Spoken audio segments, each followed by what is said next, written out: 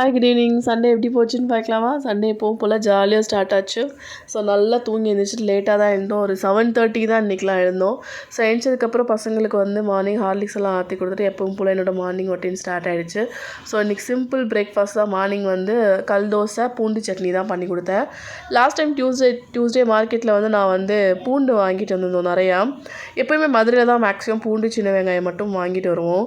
But ஆனால் இந்த time வந்து பூண்டு இல்லைனாலும் இங்கே தான் வாங்கினோம். அது ஃபுல்லாமே பச்சை பூண்டாக கொடுத்துட்டாங்க. நைட் டைம் எனக்கு வாங்கினதுனால தெரியல. ஸோ எடுத்து பார்த்தா ஃபுல்லாமே பச்சை பூண்டு. ஸோ அந்த பூண்டில் ஒரு கருப்பு இருந்தாலும் எல்லா பூண்டையும் ஒரு மாதிரி கலர் சேஞ்ச் பண்ணிடும். ஸோ அதில் இருக்க தோல் அந்த கருப்பு கருப்பாக இருக்கும் இல்லையா, அது எல்லாத்தையும் க்ளீன் பண்ணிவிட்டு அதுக்கப்புறம் சின்ன வெங்காயம் நான் வாங்கிட்டு வந்த மொச்சை எல்லாத்தையுமே உரித்து க்ளீன் பண்ணி ஓரளவு எல்லா வேலையுமே நான் முடிச்சிட்டேன்.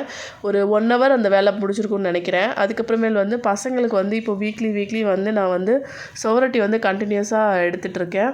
ஸோ 2 சுவரொட்டி வாங்கிட்டு வந்தாங்க.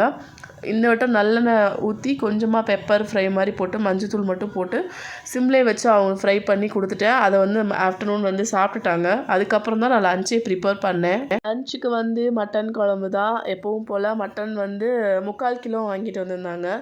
ஸோ குக்கரில் வந்து நான் வச்சுட்டு எப்பவும் போல் மசாலா மல்லி எல்லாம் அரைச்சிட்டு அதில் வந்து எங்களுக்கு வந்து உருளைக்கிழங்கு இல்லாட்டி கத்திரிக்காய் போட்டால் ரொம்ப பிடிக்கும். ஸோ ஆஃப்டர்நூன் ஒரு 2:30 போல் எல்லா லஞ்செலாம் முடிஞ்சு ஈவினிங் ஒரு 4 o'clock போல் கண்டிப்பாக நான் சொல்லியிருக்கேன், சண்டே வந்து கம்பல்சரி ஒரு ஸ்வீட் வந்து அவங்களுக்காக நான் பண்ணுவேன். ஸோ எப்போவுமே நான் குலாப் ஜாமுன் பண்ணும்போது ரொம்ப ப்ராப்பராக பண்ணுவேன். அதாவது ஸ்வீட்லெஸ் பால்கோவா வாங்கிட்டு வந்துட்டு பட்டர் எல்லாம் சேர்த்துட்டு கீ எல்லாம் சேர்த்து ரொம்ப ப்ராப்பராக பண்ணுவேன்.